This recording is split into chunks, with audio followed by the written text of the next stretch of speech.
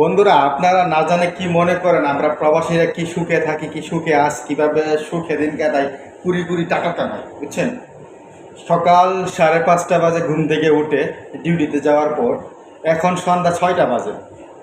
এখন সন্ধ্যা 6টা বাজে 45 ডিগ্রি গরমের ভিতরে কাজ করে এখন ডিউটি থেকে বাসায় আসার পরে এখন আমাদেরকে রান্না করে খাইতে হবে। আমাদের কপাল বলে কথা, কারণ আমরা গরিবের ঘরে জন্ম নিয়েছি, প্রবাসী হয়ে বাহিরে চলে আসছি। কারণ আমাদের তো অলওয়েজ আমাদের কপালে কষ্ট লেখাই আছে, আমরা এটা করতেই হবে।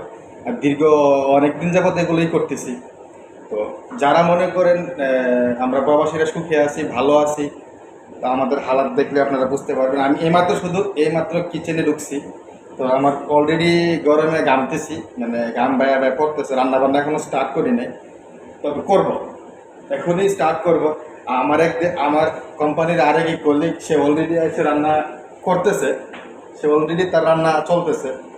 সে আমার থেকে একটু আগে আসছে, তা আমি দেরিতে আসার কারণে আমি এখন এইমাত্র ডিউটি শেষ করে আসার কারণে তো আমাদের তো আর ওই সময়টা নাই, কারণ এখন রান্না করতে হবে। রান্না না করলে খাবো কি?